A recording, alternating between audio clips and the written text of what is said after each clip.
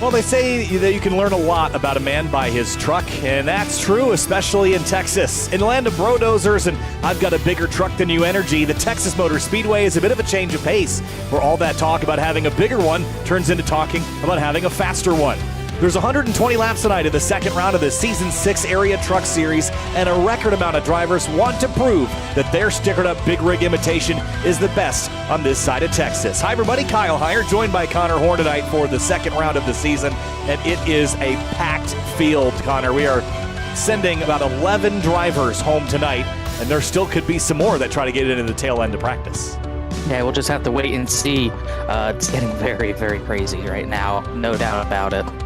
Yeah, certainly. It's going to be a challenging night. 120 laps. We saw 140 with the Cup Series last night. About 6 or 7 yellows throughout the evening, Connor. We saw some big wrecks, though, especially early in the going. But once we got the momentum rolling, we got laps clicked off and away. What we didn't see, though, was a lot of shuffling. The drivers that qualified up front kind of stayed up front. So in that 5-minute qualifying section, we're going to be focusing a lot on the cut line. But I think it's also important to see who qualifies in that top 10. It will be very important because I think it's going to be a pretty track position-based race. It's a hard track to pass at Texas Motor Speedway. I started at the back. It took me 80, 90 laps to get into the top 5. It can be done, but it's going to be a little bit harder, I think. I think the Truck Series has a chance to get much more spread out tonight, I think. You're going to see the lanes get a lot wider than you've ever seen at Texas. We saw it get wide last night as well. So it's going to be really interesting to see who qualifies at the front. And I think that's going to put you at the front for the rest of the race as long as you don't make any mistakes. We saw that with Matheson, Nichols, and a few others that started at the front and stayed there the entire race. So that's what everyone's aim is going to be tonight.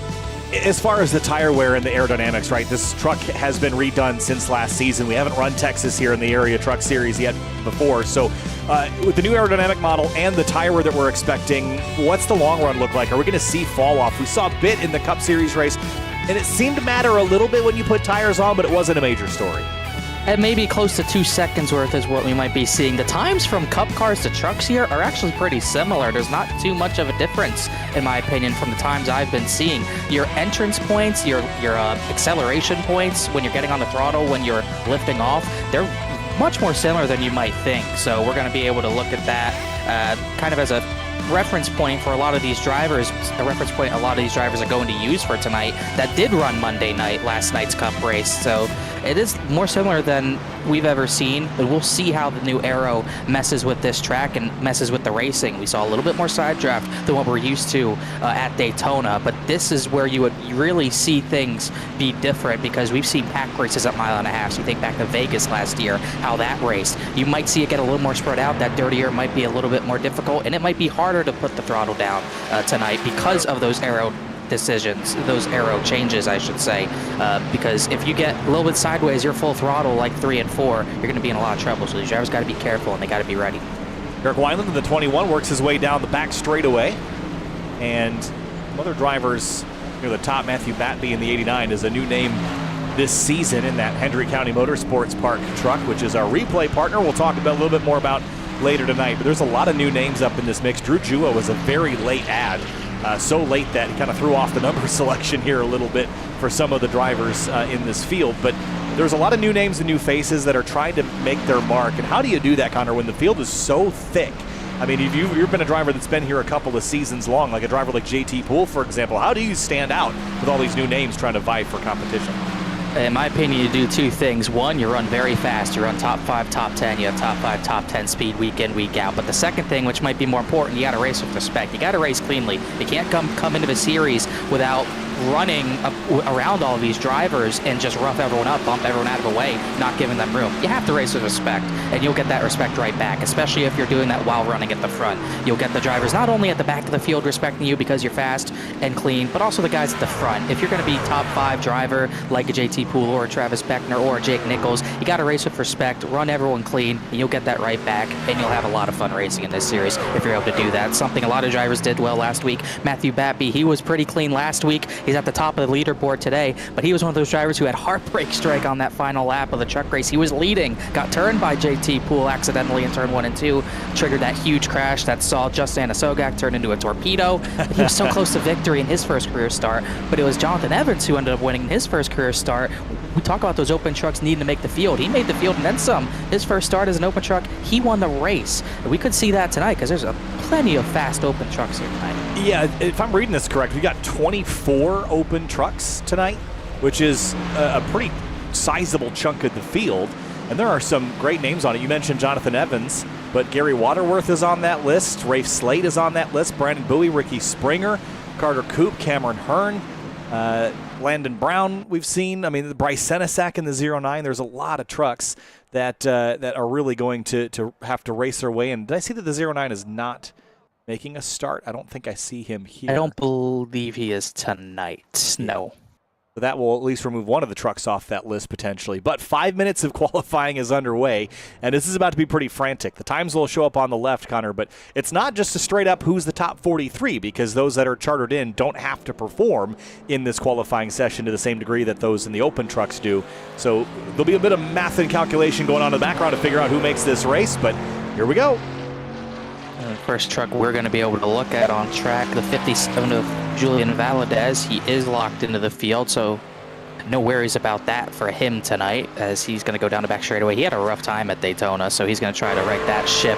As you can see, he's the first one on the track, or one of them at least, and immediately the track, not in sunlight, going to cool down a little bit here. So this is exactly when everyone wants to get onto the track, but it's not like it used to be in previous seasons where you have 10 minutes to wait it out and wait on the sun to go out, or maybe not. You got to go right away. You only got 5 minutes, and you only have that one lap. Yeah, in the past we would see drivers, as you mentioned, wait to the very end of the session to hopefully drop a half a degree or a degree, and sometimes that made all the difference. But with only 5 minutes, you don't have a lot of opportunity to do that. Of the 54 trucks that are here, I think about 45 of them are on the racetrack right now because they don't have a lot of time, and they're going to try to take advantage of the conditions while they are here. Cameron Hearn jumps to the top. Seth Knoll quickly pips him, but for Hearn, that's not a bad place to be, although he's going to get knocked down to 4th very quickly. Beckner to the top, and that timing screen's about to be a busy revolving door. Yeah, it's not like the hour and a half ordeal we had for Cup qualifying at Daytona. 5 minutes, you're going to have 50-plus drivers get times down. This is a 26. I believe that's Joshua Balliet. He's actually the 26 on the timing sheet, but we have 2 of those tonight. Brandon Bowie, he made the field last week. He'll cross the line. Trying to see a little bit down the order. No, he is up the order in the 4th, which is great for him. He made the field last week, but did not get a good finish out of it. Matthew Batby goes back to the top of the board like he was in practice. Euroshak 2nd, Hall 3rd, Beckner 4th. It's like a Miller Racing reunion. Yeah, Matthew Batby in that 89 looks very strong. He was a chartered driver, so no concern about him getting into the field. David Weishart is rolling now. Landon Brown is one of the open drivers. We'll see what he's got, a 30.265. Now that's only 26th best, and that's not looking so good. Already down to 28th. So he's one of those drivers. He is probably going to struggle to make the field with that time. Still have a lot of drivers to go. Eric Wineland, Jonathan Evans, Daytona's winner we talked about. He has to put time down. Kyle Bartles is another driver. He has to race his way in, qualify his way in this number 6. Outlier on the side of that car, the Hawkeye on the side of it as well. Looking for sponsorship a little bit on the back wouldn't hurt. He's through 3 and 4. You're going to see a lot of drivers try to push full throttle through that corner, even in dirty air. He's going to come across the line, 174.901. That's going to put him in 15th, and you would hope that should be good enough. Yeah, that's a pretty solid time. I think he'll be all right with that. But once you get down below, 25th spot, that's when you start to get worried, I would think. Yeah.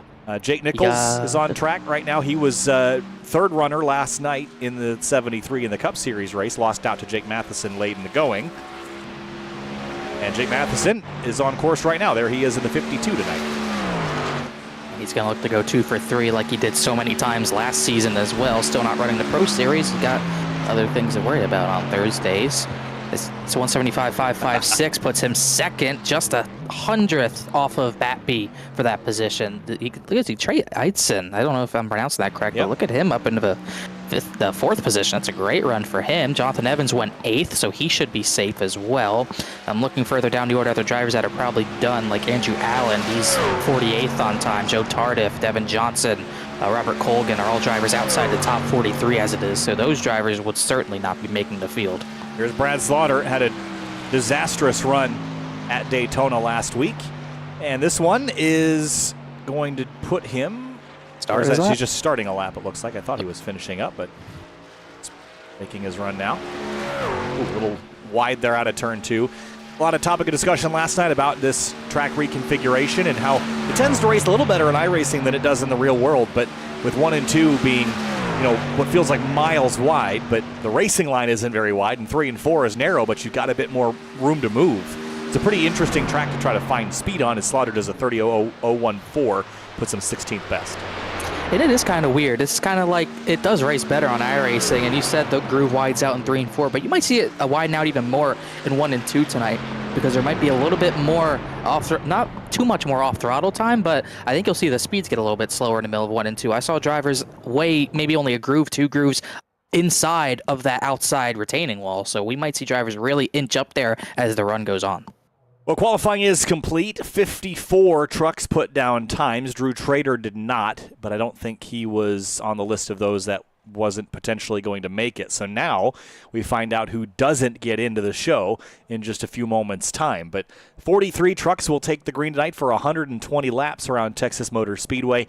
And once we turn them loose, Connor, do you think this is going to be one of those nights, you know, you mentioned it's probably going to string out a bit, but if we get a yellow flag, is this going to be one of those nights where we kind of start to see, you know, shorter runs, or will we get a nice long green one to the end?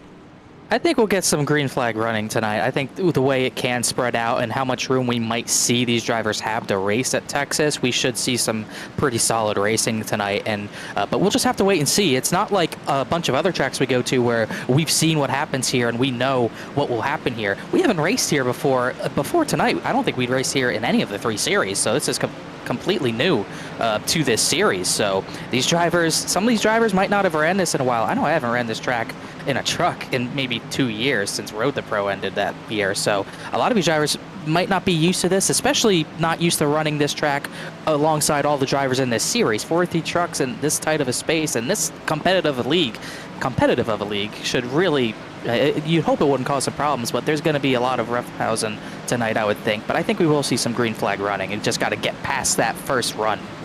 Yeah, I made the point last night that if you are running in oval series in iRacing in the leagues area, if you're not running in area, you kind of miss the boat. I mean, 54 trucks trying to qualify into Texas, which is not a beloved track, right? This is not Daytona. No. We had that number last week. That, you know, that's impressive. But you come to Texas, which is not one of people's favorite places to go, and you're still packing the grids. This is where the competition is. It's, you know, you talk about quality versus quantity, and I always say that the quantity of racers brings the quality of them, right? Because everyone that wants to be here, you know, or everyone everyone wants to be here because of how busy it is, how competitive it is, and that's why they're stacking the grids 50 trucks deep. So very excited to see how this goes tonight. Again, we don't really know, and we mentioned this last night, we don't really know who the cream of the crop is because Daytona is kind of a free-for-all. So this is the first opportunity that we'll kind of see drivers make their way to the front that we can expect to see all season. Some of them probably aren't going to be surprises, but there could be some on that list, like Sebastian Marin in the 32,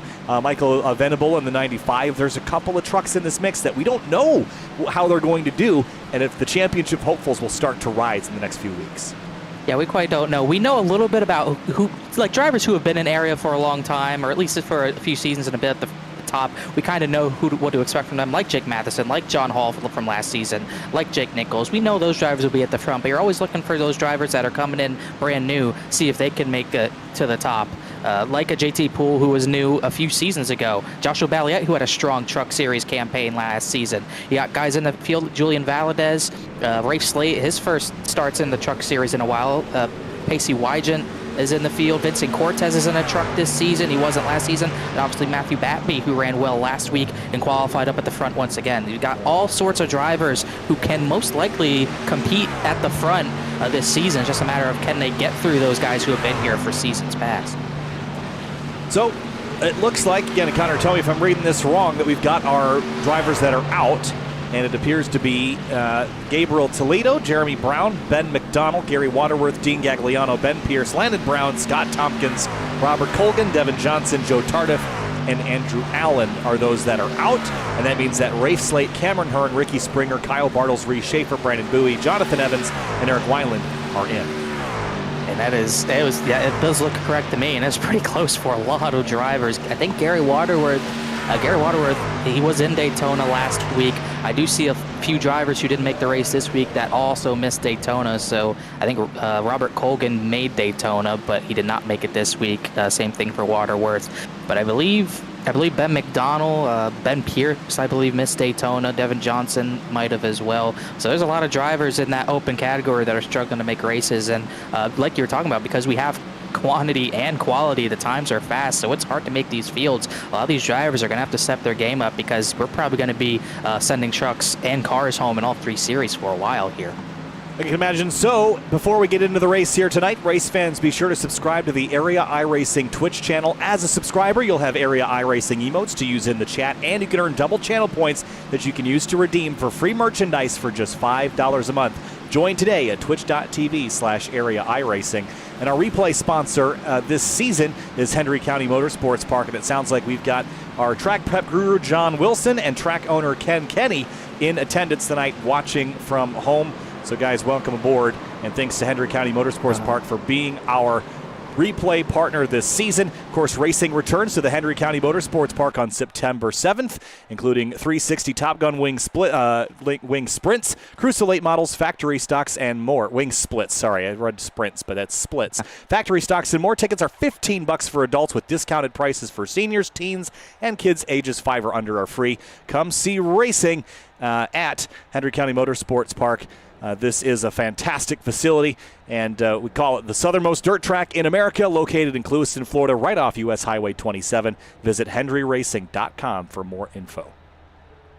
So we'll head down to the racetrack now and get underway here in just a few moments' time. And it is an interesting evening because we watch that weather. The track temperature is dropping. Ambient temp, Connor, is about 83 degrees. Track temp, though, is 88, and qualifying it's down to 87. We'll probably see that get closer and closer to ambient through the rest of the night. Yeah, and we'll see those winds change a little bit as well. 8.5 miles an hour. It's not too crazy. Definitely not what you probably saw last night into the Chicago area, but it's definitely enough that it will probably affect these trucks a little bit at certain ends of the racetrack. No, certainly not. One of the co-founders of the company I work for, Grid Life, had his tree house blown straight out of his tree last night, so that was no fun. It was pretty wild last night. Got tornado warnings 2 nights in a row around the same time. I think tonight, though, will be relatively clean and clear. Before we get down to the grid, though, looking for a small or large home, a new shed, or a Triple Crown trailer, look no further than Central Mobile Homes. They've been proudly serving Florida customers for 28 years with a plethora of small and large home floor plans, shed designs, and Triple Crown trailers available in LaBelle, Okeechobee, Clewiston, and Sebring. Head to centralmobilehomesinc.com to get started today. It's a big grid, Connor. Let's roll through it and kick off the starting lineup here tonight for the second round of the Area Truck Series season. On the front row, it's Matthew Batby in that number 89, backing up his practice times with pole in this one. Jake Matheson, last night's winner, rolls off second in his number 52 Ford F-150. And starting in the third position, the standout from the Pro Series last season, Connor Yarashak third, Trey Eitzen, a surprise fourth place qualifying run for him. Starting in fifth, it's John Hall in the 03 in his Ford F-150. David Weishart rolls off sixth in the number 33. Seventh position is going to go to Eric Wineland. He's one of those open trucks that made it in with a top 10 run. Travis Beckner, always fast at these mile-and-a-halfs. He'll start eighth. Ninth place, Jonathan Evans, last week's winner in the number 9 Toyota Tundra. Brandon Bowie rolls off 10th in the 54. 11th place will be Jake Nichols, runner-up by 0.02 of a second last week. 12th place, Michael Van Abel. And 13th place, Edward Scherer Jr. in the 17 truck. Jeremy Miller rolls off 14th in the number 30. 15th place, Seth Knoll, Miller's teammate, and 15th, Brad Slaughter Jr. in the 81 truck. He'll start 16th. 17th place, Drew Jua in the number 7 truck. Joshua Balliet starts 18th in the number 26. 19th place will be the 61 of Daniel Day. Sebastian Marin, new to this series, will start 20th. 21st place, Reese Schaefer in the 07. Casey Lakatos rolls off 22nd in the number 50. By the way, we have another lap to get through this, so we're good. Kyle Bartles, another open truck to make the field, starts 23rd. JT Poole, he's a 26 on track, but on our ticker, he'll be 27, and he'll start 24th. 25th place, Mason Kane in the 31 truck. He'll roll off in his Ford F-150. Cameron Hearn, 26th to the number 67. 27th position, Ricky Springer, the number 51 in the Truck Series for some starts this season. Vincent Cortez, who had a rough time last week at Daytona, he'll start 28th. 29th place is Pacey Wygant in the 00 Chevy Silverado. Ryan Swan rolls off 30th in the number 20. The 31st position, the last driver in on time as far as the open trucks are concerned, Rafe Slate qualifies 31st, just barely making it in. James Shane Wolf will start 32nd in number 83 Silverado. And 33rd is Gabriel Toledo in the number 60. Jeremy Brown, 34th in the 87 truck. And I believe those two actually missed the field, so they will not be a part of the race. Julian Valadez will be a part of the race. This will kind of be some DNQs, some not DNQs. Ben McDonald's another one who did not make the field. Yeah, last couple rows here, and again, some of these in, some of these not. As we make our way around, see the lights shut off on the catch fencing, which means next time around we are going green for 120 laps this evening. And there are so many trucks that attempted to qualify. Of course, not all of them made it into the show tonight. Before we make our picks, I do want to point out those that we've got with us, giving us some onboard views here tonight. Of course, we've got Ricky Springer giving us his onboard perspective. Daniel Day is giving us a look inside his cockpit here tonight. Travis Beckner, as always, will get his perspective and all the energy that comes with. And then Eric Wineland giving us a big ol' yawn. He just finished up. He looks tired after work, but he's ready to go racing here. John Hall gives us another perspective, as well as JT Poole. Those are our onboard cameras here tonight. And ready to go racing here shortly. And if a tired Eric Wineland qualified 7th, what can a rested Eric Wineland do? That's what I want to know. But a lot of drivers are going to have a lot of work to do, especially the drivers maybe 15th on back. It's such a dense field. It'll be especially dense through 1 and 2 the first time at speed next time by. We might see 3, we might see 4 wide that we saw last night. It is going to be an intense first few laps. Well, the pace truck is going to make the hard left onto pit lane. If this race were to go green from flag to flag, it would be about a 1-hour event. We'll probably get some yellows along the way. Tough trucking in Texas. It's time to go racing at Texas Motor Speedway. Green flag, and we're underway in race 2 of season 6 of the Area Truck Series.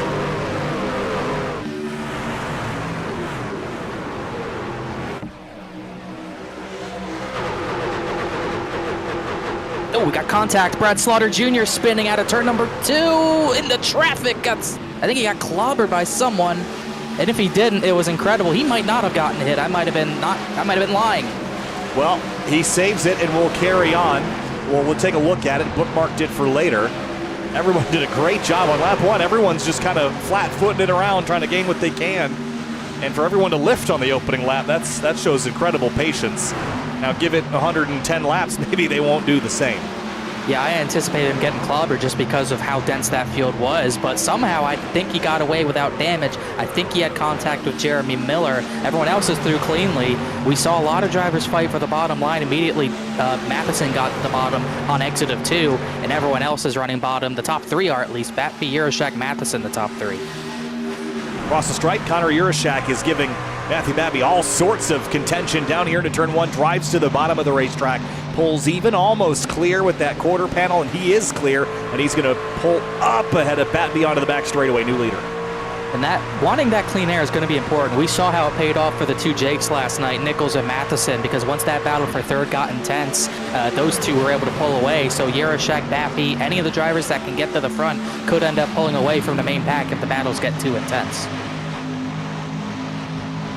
Watching trucks drive into turn 1 on the outside there. The purple truck is Brandon Bowie. We saw the outside, I don't want to say come in, Connor, but it seemed like you could actually make some moves up there later in the race last night.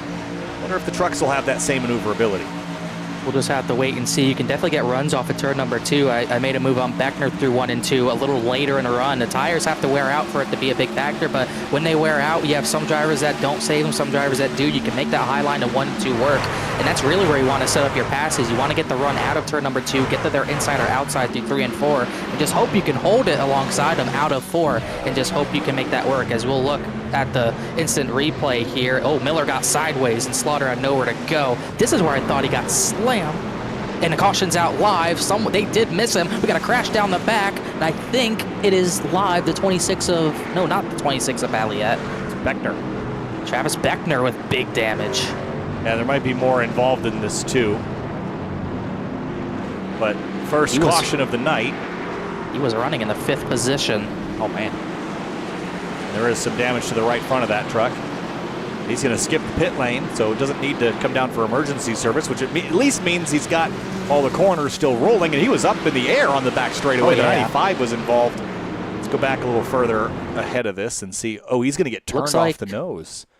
Trey Eidson looked like he squeezed the 70 maybe, and it's Weishart with a big slam, and the 9 as well. So big damage to those guys as well. Yeah, I think it really was mostly the 33 and 28, and the 95 just kind of got clipped. But we'll go back a little bit more and see from high above. Beckner tries to squeeze him out here. 70 maybe came down a little bit. There's still such little room of maneuverability there. The 33, that was last week's winner, Jonathan Evans. Seth Knoll barely scraped through that. So maybe 3 or 4 trucks involved. It did see one spin in the back, but it didn't look like it garnered much damage. Yeah, and from what I can tell, Eidson, it was close, but I think he was close enough that would have caused the spotter to still call the overlap there. But I think Beckner was maybe hoping that he would back out of that, but he didn't seem keen to do that. Yeah, there was no time to back out there. And you can see that those are one of the things one thing those physics are giving us. It's that brand new damage model or new arrow is making these cars get light. These trucks get light. Yeah, right here he's going to get kind of hit from the side. Bam, up airborne there for a moment, lands right back down, but there is quite a bit of damage to the 28, and he and some others, including James Shanewoolf, will hit pit lane here on this first yellow flag of the night. And fuel, we'll see what fuel looks like. It looked like you can make it maybe 50 laps at most. Then this is still not going to put you in a window to one-stop it, but maybe if you want to go long and catch a caution, you could have that happen. We did see that benefit a lot of drivers last night. We saw on our Hendry County Motorsports Park replay the 28 going around for a spin off the nose of Trey Eidson. The first 5 laps of this one, Connor Urashak leads the way after wrestling the top spot from Matthew Batby. Batby was still able to lead the first 2 revolutions around Texas Motor Speedway. Ryan Bowie up to 3rd place. He started in 10th, so he moved up 7 spots in those first 5 laps. That's a very strong start. We saw him doing that with that second lane, and that was on fresh tires. He was making that second lane work, trying to get around. I think a big part of that is because how big of a field we have. If everyone's trying to fight for that bottom line to save their tires, it's going to stack up very quickly, and it's going to get very slow in the turns number 1 and 2. So a lot of drivers like the 54, just using that to his advantage. Jake Matheson getting lined up to restart. And think about how he got the lead last night late in the running. He was side by side with Jake Nichols, and the caution came out just at the right time to give him the nose ahead advantage. He will be remembering that later tonight when it counts. He'll be right up in the mix. And we'll see if it works out for him, as still waiting on Connor Urashak to blink back in. Not a good sign for the 12. Yeah. He had taken the lead.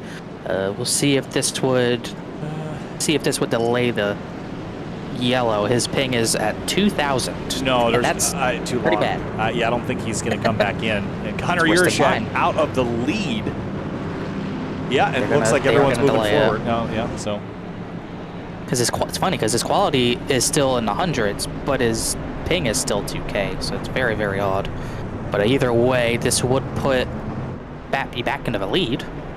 That worked out. As long as Urashak doesn't come back. I don't think he would come back this late, right? I mean, I've seen 10 or 15 seconds, certainly not an entire lap.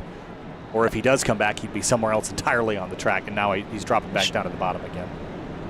Should probably EOL him, even if he does come back. Right. Is this considered not keeping pace with the pace truck? I mean, it's not. Yeah, I guess that's one way to put it. Well, the carrier pigeons that are holding his internet packets aren't keeping up, that's for sure. I imagine we'll see him officially drop out. That's heartbreaking, leading a 43 truck race, 9 laps in, and out you go. It's just, I've never seen it where the ping is so high and he doesn't drop out. He's clearly running pacing somewhere on the track, but he's not allowed to come back. So I would think even if he does come back, he's got to get put to the rear. And even if he does come back into this race officially, it would be, like you said, it's a big struggle to get through a 42 truck field, 42 other trucks. How does this work? If he lags out, does everyone move forward, or how does this? Would they have to reset both lanes? I think they're trying to decide right now who's controlling this restart, and Jacob Bell is telling them to do what iRacing says. We probably need some black flags cleared, I would think. Yeah, this is, I don't know that I've seen this scenario with the leader having this problem, but let's try it again. Working lap 10 of 120 this time through after an early collision involving Travis Beckner, Jeremy Miller, and David Weishart. David Weishart is off the racetrack. Urashak is showing as out. Matthew Batby in the Hendrick County Motorsports truck will take the green. Well, Batby will lead, and they'll be side by side for second with Matheson and Bowie. There is the 28 of Beckner doing that Kyle Busch restart that he does so well. He did at Daytona in the Clash, I believe, and in the duels maybe even. But didn't really work a lot because he's got a lot of damage he's gonna have to deal with. Batby clear for the lead. Bowie's clear for second, looking for the lead. Yeah, Beckner, he was giggling because he just ran out of all the speed that he built up coming to the restart. That truck is still hurting. Meanwhile, getting a little dramatic back here for just outside the top 10. Batby, Bowie, Matheson, Eitzen, Wineland, your top 5. How about the 21 performing nicely in the opening stages of this one? Yeah, good start so far is alongside the 73, Jake Nichols, trying to get to the front using that second lane. I believe Wineland's in their chat, so almost a pseudo teammate there, as I thought there was contact in the back with Akatis, but not quite there. They just got really close, him and Ricky Springer, as well as the 26 of JT Poole. As you can see, everyone wants that bottom, but if you don't want to really save the tires, if you want to get to the front, you got to get to that second lane. It's just so stacked up through 1 and 2. The pace gets so slow in the middle of the corner. Tell you what, I like that SimTV truck. I hadn't seen that livery just yet. That's new to him.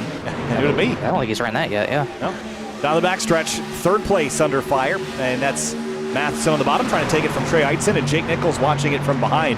It wouldn't be surprising to me to get a double Jake fight again between Matheson and Nichols with how strong they were last night, how strong they are in general. I think we could see both of those two trucks trying to demand the lead again. Ooh, look at, I think that Scherer going to the inside of Nichols at the sort of the last second. We're going to see a lot of bonsai moves into turn number 1 because from the dog leg to the entrance of 1, the track gets much more wide. So you're going to see a lot of drivers try to take others by surprise into that corner and just dive into turn number 1 and get positioning on the driver ahead. That's kind of what Scherer tried to do there. Not working out so far. Nichols strong in that higher lane. He's even running a little higher than Eitzen is. Looked like Matheson hit the apron there. Ruins his momentum a little bit. And look at Bowie looking to be inside. Batby shut it down. And Eitzen's coming to the outside here. Now, we didn't see the outside begin to really work until later in the night, last night in the Cup Series race, but Eitzen's making progress up there. He's going to pull to the quarter panel of Matthew Batby. He might have a bit of a run down the back straightaway. And he is going to really try to get this lead away so he can get to the bottom, I would think. Really trying his best. Look how hard he's going to go through the corner. Sticker Mule car sticking to the outside groove out of turn 4. Eitzen's going to lead this lap, and I think he might clear Batby if he can keep this momentum rolling through 1 and 2, but this is the harder end of the racetrack to make this second lane work, but he's going to turn down and get it. Oh, man. He just absolutely sent it into turn number 1. You could see how huge of an arc he took to make that work.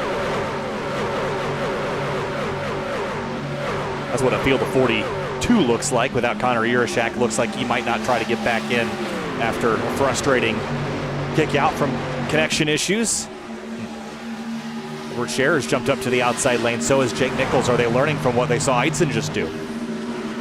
We'll just have to see. It definitely looks like they're going to try to run that to get that track position, and it looks like Eitzen wants to go and get some distance on the 89, and I think Nichols, Scherer, they might see that and they might try to follow through and make sure he doesn't get away. Now, how does this change your plan? If all of a sudden, you're planning on this being a bottom-feeding race and you start to see everybody move up the racetrack, do you start to commit to that, or do you still try to make the bottom work knowing that, it might be better for your tires with the rubber already in the track? It really depends, because these drivers can probably still go maybe 40-something, maybe 43, 45 more laps on this set of tires, and specifically on the fuel. But really, you can't make it to 60, so we might see drivers pit only in about 35 to 40 laps. So this will definitely change how people want to drive. If they don't think the tires are going to wear out too much to the point where they're going to fall off hard, you're going to see everyone try to go up to the higher line, maybe try to learn that groove as they go to the front possibly, and just try to figure out where their truck works best, on the bottom or on the top. Well, Bowie's down to 4th now. Edward Scherer Jr.'s jumped up to the outside as well. And I mean, I say outside, it's not really the outside. It's sort of just the second groove up from the bottom. But it's outside relative to everyone else who's stuck on that white line. You're starting to see a lot more drivers run higher up on the exits of the corners as well. I really only saw Bowie on the way bottom that time. That's because he was to the inside of Scherer. And now you're starting to see it get really wide. John Hall's going to try that way high line through 3 and 4.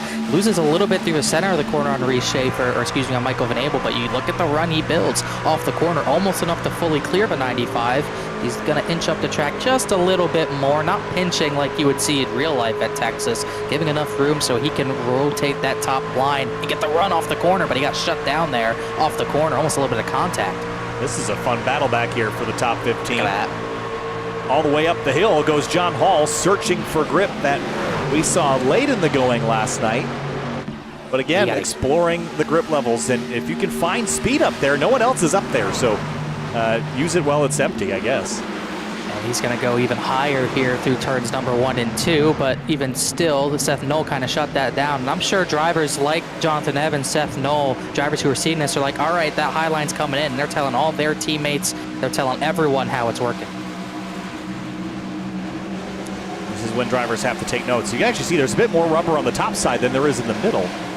So that middle is kind of no man's land, but the bottom and outside in 3 and 4, not so bad. Matthew Batby hounding Trey Eitzen again in turn 1, and they're starting to, I don't want to say break away, but they're not letting Jake Nichols hound their rear bumpers too much. And that could be by choice for Nichols. He got into 3rd, got into a decent position. Now at this point, he might be thinking he can kind of coast a little bit, save those tires until their first pit stop, and then maybe near the end of the run, try to get them both. He's still a lonely man at 0-3. He's the only one trying it. And it's funny because it's working, but no one's really wanting to risk it right now because we know at any track the higher line's going to kill those tires. That's just how it works in iRacing. But I would have figured maybe 1 or 2 more people would try to gain track position doing that, but not quite yet. Well, the more people that run up there, the more rubber will get laid down, and then less and less tire wear. I think the problem is that you're never going to get more wear up or more rubber up there than you would on the bottom. So still relative to the bottom of the track, you're still going to wear the tires more, even with some additional rubber laid down. So that's going to be a challenging proposition for John Hall. But in the short term, it is working. And if you can make that trade-off with the tire life, why not? It's also still an aero game as well. You saw through 3 and 4 that time. Seth Knoll kind of ran up the track a little bit, and made John Hall have to make a decision. He decided to not follow the one's air, and he kind of went to the middle of him and Drew Jua. So we'll see what he wants to decide here as he's trying to pass that. What's the 7 on our ticker, but the 13 on your screens currently. He's going to go all the way back to the high line because Knoll went back to the white line. Yeah, Drew Jua was really impressive last night in the Cup Series race, and I think we could expect something similar out of him. Very late addition, that's why his number was incorrect, but putting on a pretty good show, and you know, one of those new drivers that is immediately making an impact, just like Batby and Eitzen are right now. And you know, there have been some pretty familiar names in command of this series the last few seasons, but there are definitely some fresh faces that are going to be standing on podiums this year. The top 10 alone. John Hall, it's only his 2nd truck season. Same for Joshua Balliet in 9th. Brandon Bowie is in 8th. He's been in this series, but maybe a little new to the truck series this season. But Sebastian Marin in 7th. Edward Scherer has stepped up his game. He's in the top 5. Obviously, Batby and Eitzen 1-2. A lot new talent into the series. As we see every other season, we still get new talent every season. This one might be the biggest yet. Daniel Day in the 61. That was Beckner popping out of line, I think, again. That was Cortez. So similar looking truck, silver and red. Daniel Day. Same scheme, yes. Oh, same scheme. Well, yeah, Hendrick County, they all got that scheme on right now. Oh, change for the lead, and Batby goes to the bottom of Eitzen through turn 1, and just like taking candy from a baby. I guess Batby taking the candy. He's just going to run with it here, get the track position, and maybe pull away. We figured the 70 was pushing his stuff, running that higher line early in the run. But now you're going to see Jake Nichols. He's going to go to that way high line. Probably going to try to take advantage of the 70 falling off a little bit here and get him into turn number 1. We're going to see this big crossover move used a lot tonight. It looks like Shear and Weiland are going at it as well. So we got 2 battles at the same time. And also that contact with Cortez, that was between him and Brad Slaughter. And they had words over the chat from what I heard. But Nichols up to 2nd. Weiland still looking for 4th. There's that 21 up the outside. Really good run in the early stages here for the 21. Those sponsors on the side of that truck. There's John Hall continuing his charge forward. I mean, he went backwards initially, all the way back to 13th place, but he's about halfway back to where he was. And we have about 23 or so green flag laps on the tires, and you're starting to see comers and goers. Starting to see that 70 fall off, but we're also starting to see Shearer fall back. He was in 4th. Weiland got to his outside. He's already all the way back to 7th and might lose another position to Sebastian Marin. A little side-by-side back down the back straightaway here, and exciting around Drew Jula, Ricky Springer, Joshua Balliet, and more. And Brandon Bowie in the 54. He has Springer. Caution. Crash in turn 4. Jeremy Miller's involved. Danny Ware crashed as well. And Drew Trader, huge 3-truck incident. Yeah, big mess out of turn 4. Caution's out for the 2nd time, and Drew Trader's truck is absolutely demolished. As is, that 30 looks pretty totaled as well. And that was at the back of the field. Miller was running 35th. Danny Ware, Drew Trader were outside the top 30 as well. We'll get a replay here somewhere out of turn number 4. We know these two were involved. Fanasogak in it as well. 25 going to slip up here. Or does... Oh, right here. He's... Oh, it's the a 98 was already crashing. Oh, the 25 took a Man. hellacious impact. Wow, yeah, that was the 98. Danny Ware was the first one sideways and all that. Oh, he was already in the wall and got hit in the driver's side door. And the 25, that's a big hit there. And he went right back into traffic, so there was nothing Miller or Trader could do. We'll see what happened to Danny Ware. He's looking to be inside, I think it's the 20 of Ryan Swan. Swan shuts the nose off. 69 is going to turn him hard into the outside wall. Big hits there for everybody. How unfortunate for Trader and Miller. They had nothing they could do. And it looked like Peachin, we kind of saw that. We've seen that a lot at mile and a half when you're pinching. That can easily happen. You just right rear the guy. That's what I don't think Peachin meant to do that at all, but that can easily happen. And Trader just got clipped, and the wall is not very inviting. No, that's a bad impact, bad angle for sure. Those trucks are going to be pretty heavily torn up. It's actually amazing that there were only really 3 or 4 trucks involved in that. And pit lane was a busy place. Casey Lakatos rolled, or didn't even go through it. I think he just rolled straight through. Matthew Batby's going to come out leading the way, and we'll have to reshuffle their order here in a moment. Everybody took 4 tires, though. That's telling. Yeah, not very surprised. We did see some 2 tires, but not quite what we're going to see. And it looks like we got a speeding penalty. It looks like the 32 of Sebastian Marin's going to go to the rear of the field. And Jake Matheson. Oh, gosh, that's going to be tough. Oh, no, that is 2 really fast trucks going to the rear. And after what we just saw, that's going to be tough to come back through that and have to go through all that. It looks like David Weishart gets the free pass. He was 14 laps down from caution number 1, but he is repaired back on track. But that's huge for the 52 to be going down the order, as well as the 52, as I think the 30 just blew up. Yeah. And he's not had the best luck the last couple of nights, has he? He hasn't had the best luck in the lower series. He had a horrid Pro Series season, and hopefully things turn around in the other 2 series as he conveniently finds his pit stall, so that's good. But it's been definitely a rough start to the year. Yeah, he got right-reared last night in a retaliatory context. By the way, did you know who right-reared him? Yes. You know, who he is as a whole? Yeah, I couldn't believe that. I had no clue. I mean, I would consider that almost a rite of passage to some extent. I don't know. I don't know about that, but... Yeah, I mean, that was an ugly one for sure. And that was a big hit that he took, too. But yeah, 3, and like you said, crazy. Only 3 trucks seemingly involved in that. Miller, Trader, and Danny Ware, as well as Peachin, who was kind of maybe part of the cause of that.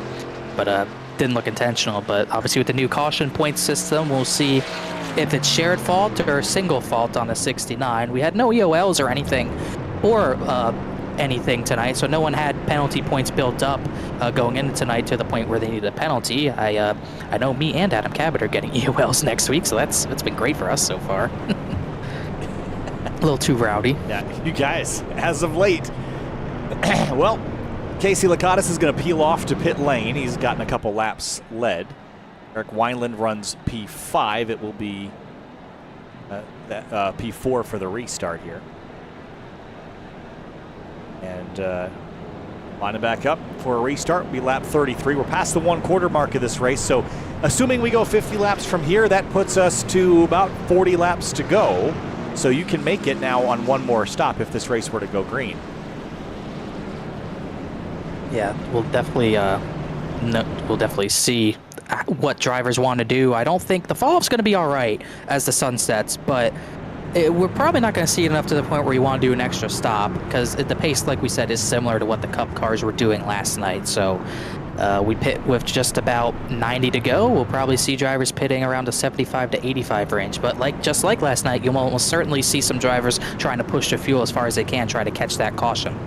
I think the other thing to consider is that it's probably not even really going to come down to just one more pit stop, because we'll likely get a few more yellows along the way. So then it becomes rolling the dice if you land on the right caution mathematically to pit on, based on what happens before and after. So those are all things to consider as we get back to racing here in just a moment's time. Lap 33 of 120. Matthew Batby, Jake Nichols, Eitzen, Wineland, John Hall are your top 5. And then you got a few drivers behind there. You got Shear, Lakatos, who's Lakatos at the back, but you got No, Bowie, Jua, and Balliet all there as well.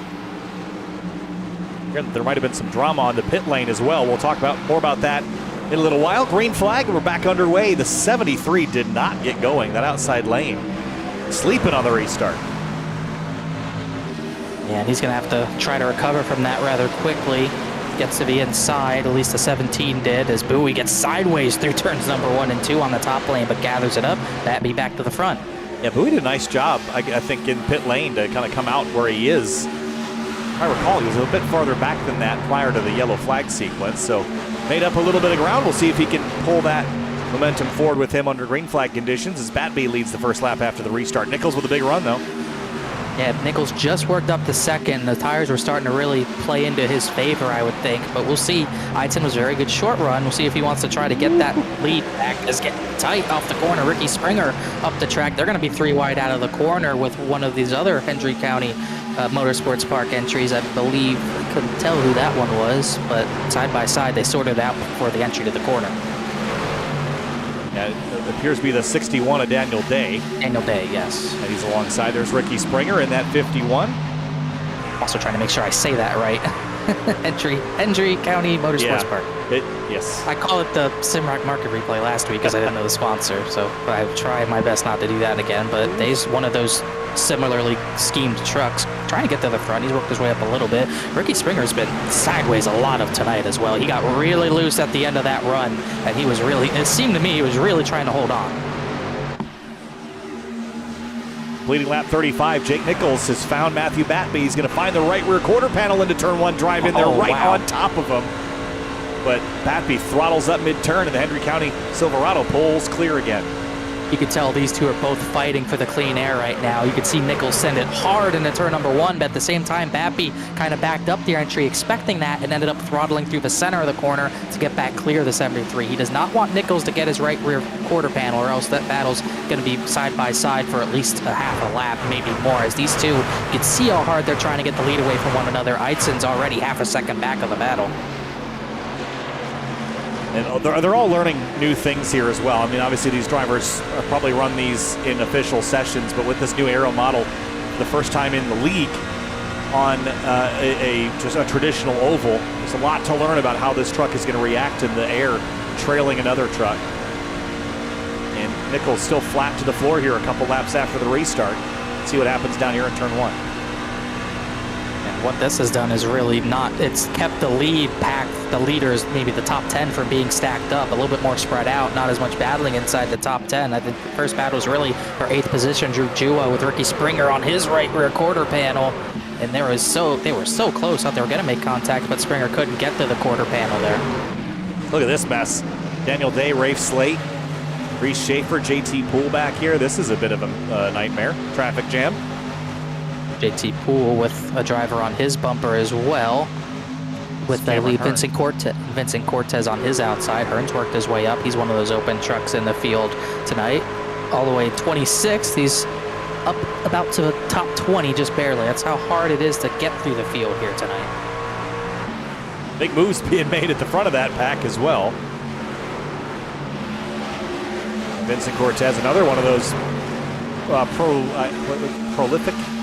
That's probably not the word I'm looking for. One of the many. He's fast. Andrew County Motorsports Park trucks, 28th up to 19th. Basically as high as he's run all day, moving forward. Look at the little yaw that the 07 and Schaefer has, just hanging that right rear out in the. This is kind of a truck that was designed, you know, at the tail end of the Side Force era, Connor. So you're going to drive it at a bit of a yaw to kind of get all the air to load up that right side panel. Yeah, and it's definitely a lot different the way you want to drive it compared to last night. You really couldn't end up being on the right rear last night. Tonight, you don't want to be on the right rear because you're going to wear it out, but it's not like the Cup car where if you get a little bit sideways, it's over. You can handle it and drive it off the right rear just a little bit, but it's still not what you want to do as far as long-run tire wear. So it almost looked like Bowie Wineland had a little contact out of 4 last time by it. Let Bowie get the position for now as Seth Knowles making his way to the front. He's cracked the top 5 for the first time tonight as Wineland falls back a bit, and you can see how hard these. Oh, still trouble on turn 4. Shane Wolf. Crash. And everybody's in it back here. Caution's out. Huge. Jake Matheson's involved. He has damage. I believe the 69 has damage. Wow, and this is, if the 54 is in it, I mean, this is what we talked about, the potential. 52. It's like Beckner might have had a piece of that as well. That looked like at least half a dozen, if not a dozen. That was a lot of trucks. Let's go back and see if we can find out what triggered it. And there's it's going to happen in the center of 3 and 4 here, I think. Spencer Burns makes it 3 wide on the 6 and 83. Garrett Grant chops the nose of a 06, and they kind of just come together 3 wide, and Shane Wolf gets turned. Garrett Grant, he got air last week as well. He almost flipped again. So there actually might not have been as many trucks as I thought there were, but still a crazy crash because like Jonathan Evans spun at the same time. There's a lot of trucks in it. They just didn't. Not a lot of them hit that hard. It seems like, which I guess is you'll take. But look at that 5. Look at this. 4 tires off the ground. Skating. I mean, that thing almost took flight. And again, just off the nose of the 06. It gets it sideways so quickly. Matheson had a big hit. This is 2 weeks in a row for the 5. And once again, he kind of survives it a little bit here, more than he probably should have, but he does hit the wall a little bit, but that should be fine. But then right here it gets tight with one of the Toyotas, and I think he did get hit there. Couldn't tell, one of the Simrat Market trucks. Kyle Bartles also involved in this. There's the 52 getting turned around, 83's in the wall. Yeah, so just a lot of scattering. I don't think there was a lot of catastrophic impacts, but certainly a mess. We do have more pit stops, but not too many of the leaders. Really just everyone who was in the crash or at the back. So look at this mess. I thought there was a dozen trucks in it, but somehow there weren't. Is that Shane Wolf that got air off the fence? Looked like he right there did. Yeah, right there. Oh, right there. That was what I was talking about. That was Sean Peachin. That's where the 69 truck got a lot of his damage. Bam, right there. Gosh. I don't know what it is, but that whatever modifications they did to the truck certainly makes it feel lighter in the air. But that kind of impact where the rear end kind of goes up and rotates, I feel like I've seen a lot of that kind of wreck. So bravo to iRacing for that. But more trucks junked in that one. That was not the only contact the 69 has had tonight either. Yeah, now there was, let's go back because we've got time here under this yellow. Let's go back to the earlier incident that happened and involved the 98. And let's follow this around. This is going back down to pit lane. Looked like he was doing a little hunting before he went out of the race. You could see when someone's driving up like this, they are trying to get to someone or something. And right here, it looks like he's going to let Sean Peachin know he didn't like that. I will say that he did a decent job making it look somewhat accidental. He didn't steer towards him. He just kind of let him cross his nose and oops. He almost made, I think Tyler Hallman, he almost made him miss his stall as well. Yeah. Just Anna Sogak missed his stall poorly there. You could see him doing a 20-point turn trying to get in. That was lap 30. 15 laps later, another yellow. This time for a pretty sizable wreck out of turn 4 with Shane Wolf at the heart of it. Garrett Grant in there as well. Matthew Batby leads the way. He's been pretty strong so far tonight. And remember Travis Beckner involved in that earlier collision. Travis Beckner, where is he at now? 32nd. Wonder how his repairs are doing. The truck itself looks rather clean now. I don't think he might not have been involved in that last crash. He might have just avoided it, but because the truck does look all right now, but he's still got so long to go to get back to the front. And, you know, most of the time with the new damage model, it will get fully repaired, but sometimes it won't happen. It really depends on, it's the suspension damage that is really sensitive, and that's what it's really going to come down to. If his suspension's hurt, that might deter him from getting back to the front. Well, let's talk to him. Travis Beckner for Low Dollar Racing in the 28, involved in a wreck earlier. Travis, not a great start to the night, but seems like you've got most of that damage repaired. How is that truck to drive? Yeah, we got all the damage fixed right here under the pit stop this past time by, so we're gonna see how it goes right here. I think we still got a good enough truck to get up there, get back in the top 10. Long race. Probably gonna have some more wrecks here, and yeah. There's a whole bunch of these Hendry County Motorsports trucks that are in the field. Matthew Batby's in one of them leading the way. How do you feel about the chances for one of those team trucks going to victory lane tonight? I feel really good. I got a solid team over here at Low Dollar Racing, and my buddies over at Elite Entertainment.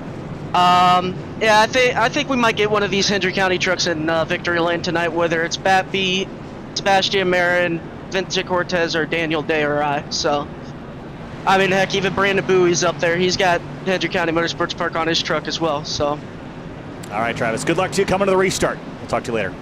Thank you. All right, Travis Beckner giving us the insights there. Sounds like he's got all that damage repaired, Connor. So that means that he can move forward and get back in the fight. But he's going to have to do it at least in a decent amount of time. Running out of time, I wouldn't say we're running out of time that much, but being all the way outside the top 30 on the restart, we've only got one guaranteed pit stop left, and we're almost to 70 laps to go. So a lot of those drivers at the back, like Matheson and Beckner specifically, they're going to have to hustle. Working lap 47, and I want to make it seem like we're running out of time, as you just pointed out, but 38 minutes is not all that long. This will go by fairly quickly if we can get some laps under green here and get some green flag laps passing through the night here. Here we go, green flag, lap 47, and Batby again, a strong restart in that 89. Yeah, Nichols did not go. That's a rare mistake from the 73. He's going to lose 2 positions here to the 70, and also Seth Knoll might get by. He's going to pinch him tight in 1 and 2. 2 teammates going at it. We're 3 wide already out of the corner. That's Day, Slate, and John Hall with Shear in the mix. These are crazy restarts here. It makes me nervous when we go 2-3 wide. There's Vincent Cortez in the 23 on the bottom of the racetrack. Brad Slaughter Jr. in the 81's back there as well. And Rafe Slate is sandwiched 3 wide, banging doors with Daniel Day. Day into the grass. I tried that last night. Didn't work for me. There was sideways at the back as well with maybe the 26, but they saved it, and Day went a little joyride in there. Funny, you just look calm, cool, and collected, check the mirrors, keep going, everything's fine after racing somebody so aggressively down the front straightaway. That was fun to watch. And just ahead of him. Again, Valiant split the middle. He had to back out of that. He almost got into Wyland of Enable. That would have been a crash if he went through with that. We saw that kind of crash last night late in the race where there was just 2 trucks that had about 3/4 of a truck width between them, and someone tried to sneak up the inside or middle of them, and it didn't work. Another one of my cars, so I'm not going to comment on that any further. They called it a racing deal, though. That's what happens at the end of the race, especially, I think, had it been the end of the race, Balliet would have stayed in there and probably caused a crash, but we're not even halfway yet, so smart on him to not do that. He just chopped the nose of Edward Scherer, though, out of the corner. Working lap 50 this time through, and it does start to string out after 10 or 15 laps, but in the first moments after a restart, first 2 or 3, it is pretty frantic. Matthew Bappy leads Eitzen by a 10th and a quarter. Nichols, Bowie, Knoll, your top 5. Once again, Eitzen got to that second position. It looks like he's going to try to hunt for the race lead on the short run yet again. But I think Bappy's going to try to push a little bit harder to keep that lead, just like he had to do with Jake Nichols in the previous run. Bowie's up the 4th, Seth Knoll in the 5th. Springer, Jua, Venable, Wineland, Balliet are the top 10. For top 10 are basically singled out. We're still 2 and 3 wide back here. Sebastian Marin still working after his pit lane speeding violation. P26 right now and still recovering. Seidenfeld went to the apron to avoid something right there. As like you said, we're still 2 by 2, a number of lanes deep. Vincent Cortez just had to wiggle off the bumper of the 50. It's a bunch of drivers trying to get to the front in a hurry, and it's just not possible with the amount of lanes that you have at the beginning of the run. And those lanes might shrink a little bit. Your options might shrink as the sun sets a little bit more here. Once those lights come on, it might get tough. Whew. Just a couple trucks get very tight here out of turn 2. Rafe Slade, again, kind of the nucleus to a lot of this energy mid-pack. Whoa, God, I thought Hall was hitting the wall. Nope, that's just the line he's been running all night long. And he's made it work. He's got runs off the corner. Oh, got a little, maybe trouble. Got tight again at around the, that's 20 Ryan Swan off track again. Yeah, I don't know if he was loose or if he chose to go down there or what. Here's a look at the replay. The Henry County Motorsports Park replay gets the apron. Takes that thing for a wild ride through the grass on the front stretch. But keeps the truck straight. For Lakatis, Valadez went 3 wide for a moment, but they sorted that out. That battle for third's getting a little heated. Nichols is going to get that position back. Bowie's going to stay 4th. Seth Knowles trying to work over the 54. Ricky Springer in the top 10. Eric Wineland still in there as well. And Cameron Hearn in the 67. Haven't talked a lot about him today. Started fairly deep in the field, 26th. Is quietly moving his way forward in that number 67 Chevrolet Silverado. He was a front-running contender in seasons past in the Truck Series. We got that battle. We got a battle at the front. Bowie and Knoll are pretty much dead even out of the corner, side by side at the front, as Eitzen's not letting Bappy get away either. But Knowles, kind of like Seth Knoll did last night, not the best of qualifying efforts, just methodically worked his way up, and now he's in the top 5. He's gained 11 positions since the start, as I'm seeing someone way at the back running the Kyle Larson line. I think that's Chris Seidenfeld just trying something. Well, there's something to be said for experimentation, right? If you're not going anywhere by now, you're 55 laps in, you should know what works and doesn't work. So if you're not going anywhere, try that outside lane. And there's no one up there. Bonus points. The 07 is Schaefer chasing that truck up the hill. But I'm all for experimenting with places that you haven't seen anyone run just yet. You might unlock a little something. It's a trade-off for sure. You're going to use up some tire. But look at how clear this racetrack is. If you can make this work, Connor, you're going to look like a superhero. Oh, he certainly would, but it's also risky for Valadez and Rafe Slade because they're probably not even looking for someone to be on their outside at that point in the corner, so that's the risk of doing that. He almost ran to the back of someone right there doing it. I can imagine the drivers who run Texas in real life, they'd be seeing this, they'd be losing their minds. Well, it's like walking to your mailbox to get the mail and then you get hit by the space shuttle. You just weren't expecting it. Where'd that truck come from on the outside lane? There's not supposed to be trucks out there, and he's going to do it again. Still trying. He might even get to the outside of Rafe Slade here. Ooh. He's cutting low on the exits of 2 as well, but it's not the worst thing in the world. It's working. I mean, he passed those 2 trucks from the outside. So, you know, this is what I'm talking about. It might be short-term gain, long-term loss, but it's worth trying something. But when you're at the back, who cares about the long-term loss when you're a little bit further back? He's only in 20th position, but I think he obviously wants to be higher up, so he's going to try that and probably not care about the fall-off at all. Once again, just look at the ground he gains through the center on the 9 and 61. Oh, we got to be careful. Make sure you're 3 wide. Whoa. They knew. But look, I mean, just look at the run. That thing looks like it's got solid rocket booster strapped to it, doesn't it? In fair, I don't know if he's one of those drivers that pit last yellow, maybe fresh tires, but still, the fact that it's even working at all. Well, he does. It's crazy. Yeah. He does have 14-lap fresher tires than a lot of those trucks around him, but Jonathan Evans has fresh tires too, and he's not looking that spectacular. So keep an eye on the 45 and others making progress on that outside lane. And look at this hornet's nest here. 3 wide for like the 9th position. Wineland's in the middle of it, starting to fall back. Lakatis is up to the front. Wineland just shut the door on Balliet. I think Lacadas to 50 might have fresh tires as well. Not fully sure, but you know he went to the back after, you know, getting that lap led, so he might have some fresh rubber here as Jake Nichols back to second. Yeah, it takes it away from Trey Eitzen. All the while, the 54, Brandon Bowie, tried to shoot the middle there on Lacadas and John Hall, who's now taking the bottom for an answer this time. That 45 truck is making progress, isn't he? He really is. He's almost up into the top 15 right now as we're almost 2-3 wide again. We'll see what he can do through 3 and 4 as it's still John Hall pushing that high line through 3 and 4, but we really... Oh, crash! Oh! Huge! Joshua Balliet almost up and over. Seidenfeld got a big piece of that.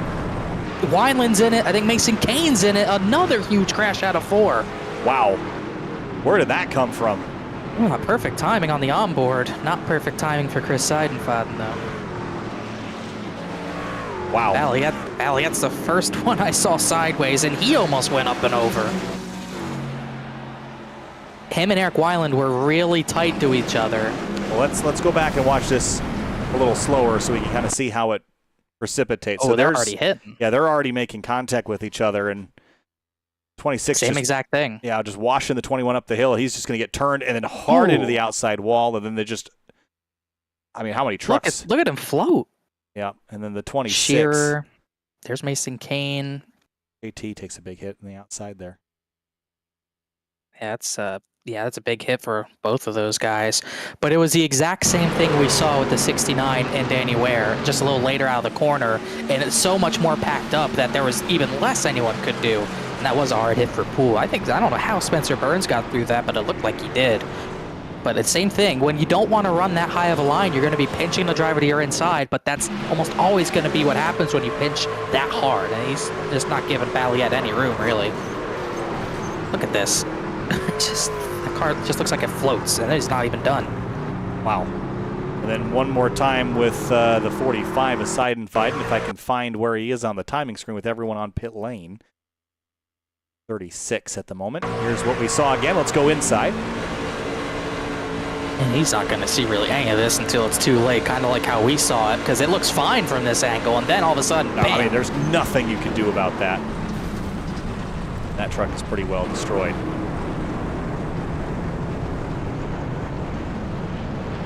So, is that our third yellow tonight? Fourth or fifth. Fourth. As we've had, all right, let's shake this out for you here because it's a little confusing. So, pit stops have happened. Your top 2 trucks have stayed out on the racetrack. They pitted on the most recent caution. Everybody else, and I mean basically everybody, came to pit lane and took 4 tires with the exception of Spencer Burns, Pacey Wygant, and that's it. Those 2 took 2 tires. Everyone else was on 4. So this is going to shake things up a little bit. We've just passed halfway. We're still in the realm of one more pit stop to go if we go green to the end from here. So that is how things are going to pan out. And we've got, I would say, a lot of trucks kind of in the destruction zone. Last night, Connor, we had a lot of drivers running even late in the race after all those wrecks. But we've got at least Miller on down completely out, and then that's 4 trucks, and then another 5 or 6 with significant damage. Yeah, Daniel Day got a big piece of that. Balliet is on pit road from that. Edward Scherer, who is running, Edward Scherer and Eric Weiland, who are both running top 10 most of this race, are pretty much totaled as well. But like you said, this does put us pretty much we're still basically in one-stop territory, as you can see that hit again. But also, it's still going to be tight on fuel. We are going to get to the point where you might even see some drivers top off here and maybe try to stretch that fuel just a little bit longer. We'll just have to see who wants to decide to do that. I can't imagine anyone in the top half of the field would want to try that, but those drivers at the back who maybe haven't had good days but have also survived the chaos, I would say some of them will at least try to top off and maybe try to make something happen if it goes green. Well, we've got a moment. Here's kind of the dramas that we've seen so far. This was on lap number 5. Travis Beckner getting turned into the outside wall, and he went for a bit of a ride off the bumper of the number 9, and of course the 33 of David Weissart also involved. Lap 29, this was a wreck heading off into turns 3 and 4. This is the 30 of Jeremy Miller in the 25. And this was a big, nasty wreck with the because the 98 was involved in a crash up the road with the 69. Then 25 takes a huge impact to the outside wall. Then lap 42, about 12 laps later, this was the James Shainwolf centered collision from just a lot of trucks in too small of a space. And this Just not enough room. Yeah, this wadded up. I mean, all of these have been out of the backstretch or turn 4, interestingly. And then, of course, our most recent collision with Eric Wineland, JT Poole, and a handful of others. And the thing about turn 4 is, I think part of it is that it is such a fast corner where you're not, because we've seen drivers run at the high line, but for the most part, that driver on the outside, if you're going too wide, that driver's going to be pinching you down to the white line. And when you're going such high speeds, you have less maneuverability to make that work. So sometimes the pinches get too hard, and that's exactly what can happen off the corner. That's the second or third, it's really the third time we saw it happen. One of those times it was just kind of 3 wide, but that's twice, 2 by 2, just didn't work out of the corner. Ricky Springer getting set for the restart here. And a whole bunch of trucks are still on pit lane. Wineland on down, have been down there almost for 5 minutes. David Weishart is back rolling, but 13 laps down to the leader. Jonathan Evans, after winning Daytona last week, leads us back to the green. Changes lanes before the start-finish line, though, Connor. Is that going to get looked at?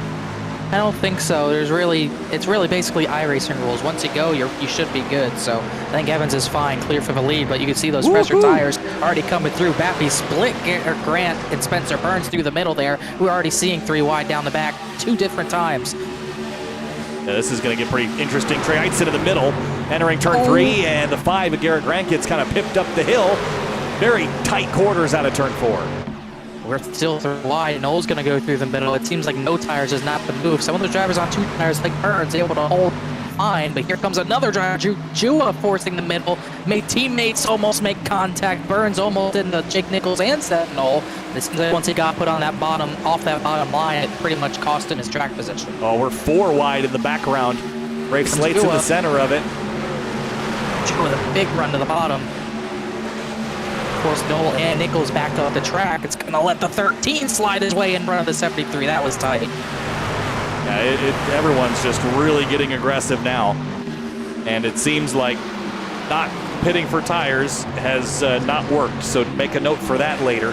You're definitely going to need 4 Mr. Feelgoods at the tail end of this race if you get a late race restart. Crash back straightaway. 67 of Hearn. It looked like maybe Bowie was I don't know who else may have gotten involved, but it looked like the 67 took the biggest hit. Yeah, they were 3 wide. He's on the bottom, Bowie. On the outside. Yeah. They might have pushed 4 wide and ran out of room. Well, that green, whoever's in the green truck moves down, but the 00. AC Wygent. So why does that happen? So he just gets loose and then moves across the 54. He has the 6 on his rear bumper, and when you're already kind of squirrely off the corner, you got someone all up on your rear bumper, it's going to take the air off and just slip you sideways. That's exactly what happened there. Just had nothing. He couldn't handle that at all, and Bowie and then into her and just the chain reaction. I want to give Bowie a lot of credit here, though. Watch the 54 after the contact. He's sliding to the right. He could have taken out 5 more trucks right there. He gets split 4 wide and somehow still hangs onto it. That was impressive stuff, I have to say. Tyler Hallman got a pretty good view of this. Let's see what his onboard looked like. This will make it interesting, too, because it's going to push us right at our fuel window. We'll see what he sees. Nothing, right? Not until the 67's in the wall. Yeah. And I don't think the 67 knew what was happening until he already hit the wall. Just no time to react. You get that gut feeling, and then boom, you got a safer barrier in your windshield. Yeah, there's nothing you can do. Just hope you're not in it when it does happen out of nowhere. And fortunately for him, he was able to get through it. So caution on lap 67 caused by the number 67 hitting the wall. And we did have some drivers at the back top off for fuel. Garrett Grant, who was already dropping back, he pit. Pacey Wygent, who kind of came off the top on that yellow. He's also going to top off. We talked about maybe 50 laps on fuel. This is going to make that really close. Yeah, I would think that you're going to get a lot more opportunities. I wouldn't force a pit stop to happen now and then try to make it to the end. We just saw what happened if you didn't have reasonably fresh tires. So I would be, if we're going to get these yellows what appears to be every 12 to 15 laps, I would certainly be planning on waiting longer in the night to make my final stop. Now, if we could get a green flag run to the end, in that case, it'd be better to pit now. But I think the trend shows us that we're more likely to get some yellows. Certainly looks like that so far. We did had some decent runs, had maybe about close to 20 laps earlier on, from like lap 10 to lap 28, and that's kind of been the longest run so far, though. We really haven't gotten halfway in a run so far as as a full fuel run, so still waiting on that, but we're running out of time to do so because, like we said, at this point, we're pretty much a full fuel stint away from the finish, and you only had a handful of drivers top off on fuel, like the 5 of Garrett Grant, so it's going to be interesting to see what the driver strategies are, because if this goes green to about lap 100, that's when these drivers at the front, if they're not confident on fuel, that's when drivers are going to start to panic and think they might be in trouble. Well, let's talk with one of the drivers that's been up front all night long, was up front last night as well, Jake Nichols in the number 73. Jake, how is it up there? It seems like we've got fairly short runs at the moment. How is your number 73 609 Motorsports Silverado doing? The truck's pretty good. We pushed it to its limits a little bit because I'm trying to get used to this truck. I'm so used to the next gen and especially recently the truck got updates, so I haven't really been in a race position yet. So for what my expectations were, I feel like I'm running way better than I thought I would. I noticed testing with teammates for Road to Pro in this truck that I would use way more right rear than everybody else, but so far in this race I've been even with everyone. So we're looking that it goes green at some point here and just goes green to the checkered. I think we got really good long run pace. We just have to get to the long run, but it should be a wild show with the track getting no sunlight on it now. I don't think it's gonna be all gas, no brakes. So we're probably gonna put on a show, probably have some wrecks, and hopefully end up having a good finish for you guys. We've seen some drivers kind of testing the upper grooves, especially in 3 and 4, and even some trying in 1 and 2, way up against the outside wall. Has that kind of been possible at all for you, or is it really just those bottom 2 or 3 lanes that you have maneuverability? I was really liking it that one run we had in 3. I started using it in 3 and 4 more, and then caution came out right after. But I don't know. I don't know if it's gonna stay with it. Maybe if we go long enough here on the run, you might see people trend higher and higher. But with the track cooling off, it might hurt that a little. But I mean, you'll see me if it goes green here for a little while. You're gonna see me go up first, probably. At least one of the first few. I've been running that second groove, third groove around 3 and 4 most of the time, as much as you can without really burning tire off. But hopefully it widens out. You like to see that because be able to move out of dirty air a little bit, create a run, and actually be able to battle for position here. Well, we'll let you get back to work. 49 laps remaining here on this restart. Good luck to you. Thank you. And Jake Nichols running 4th in that 609 truck here, Connor, and interesting that he's going to tell us his playbook that give it a couple green flag laps, he's going to the outside. Well, hopefully none of the other teams are listening because they're going to take that to the bank and be ready to get up there first. Specifically John Hall, I would think he's going to get up there before anyone else, but we'll see how early Jake wants to push it. Well, 49 laps to the end of this race, about 26 minutes of racing if we go green from here. And on the outside edge of the fuel window for those that just pit. Otherwise, you still owe us a pit stop. Green flag, and Matthew Batby is away. He has been nailing those restarts tonight in that restart zone. And just another well done one by him. It's going to put Drew Jua the second. Eitzen didn't really get the best restart because of that. Noel on the inside got really sideways trying to get past the 70. We're going to be 3 wide. Here comes Michael Van Abel, 3 wide. 95's making his move on the bottom of the racetrack and into turn 3. And way up the hill goes that 73 already. Just leaving space. They're gonna. They saved it that time, but once again, pinching hard, got them almost in trouble. It's gonna let Nichols clear both of those drivers. Yeah, that was really dicey stuff. Ricky Springer's up into 7th. Right behind him, Travis Beckner at the 28, running 9th now. Can you believe that after the crash he had on lap 5? I can't believe it because it looked pretty totaled, but it's back up to speed, and he's still got a chance at this one, no doubt about it. But the intensity, it's already been intense, but it's going to pick up even more as the sun goes down, the lights come on, and the race is going to get even more wild, especially the restarts. That pace, the speed is picking up every single lap until it gets completely dark on this racetrack. You're going to see these speeds and these times climb higher and higher. And the grip level is going to come up, maybe give you some options. Because your truck might handle a little better, but it's going to take away some of the multi-groove truck in the wall. And that's Swan. Yeah, Ryan Swan's 20. It was a green and black truck. We're side by side to have a lead at the same time. Drew Jua look to the right rear. He's trying to hang up there, and he's going to be able to do it. So this is where he wants to be. He wants to control the line the 89 makes here, and it's going to let Trey Eidson get into this battle. Side by side into turn one. All Chevrolets in the top 10 except for the Toyota of Eidson and the Ford of John Hall. And that's going to make the pass work. Drew Jua gets the lead away. Eidson wanted to get to the bottom. Just barely got, I would say he just barely got, I don't know, stable enough to make that work because he almost got sent to the inside wall. He looked to the inside. Jua didn't. He went to the high side, the 7 did, or the 13 did. It's just, especially now, once the speeds and the grip level picks up, that bottom is going to become even harder to pass. There was a bit of shuffling on the back straightaway that almost resulted in disaster. But they got it sorted back out. I think every time we go down the backstretch, it opens up. It's like a highway drive for a few seconds, and you're going to see which lane of traffic is moving quicker and trying to dart across the lanes. And without a turn signal, it's hard to kind of know everyone's next move. Drew Jua leads the way. Very, very strong night last night in the Cup Series race, and now leading his first laps of the night. Now his second here at Texas in the trucks. And that shuffling down the back a few laps ago, that was Rafe Slate tapping the back of Vincent Cortez. Cortez has kind of been part of that shuffling twice now, so he's had a little bit of a struggle tonight, in my opinion, but hasn't been much he could do about it, as Jua, I think he blinked out a little bit there, but either way, Bappy's still trying to get the lead back, but here comes Seth Knoll for second. And Jay Nichols has slipped to 6th here. I wonder if that's just the conservative Jake at play there, knowing that this could go green for a while, so why not save a bit, let everyone else burn their stuff up for the moment. We're 3 wide into turn 1. Rafe Slate has just been a nucleus of entertainment. Tonight he's going to get squeezed between the 50 and the 52 onto the back straightaway. And that's Jake Matheson, and it seems like he got most of his damage repaired, but at least right now it does not look like he has the speed that the 28 got from his damage repairs, so he's struggling a little bit to get back through the field, and that's what one speeding penalty in a field this big can do to you.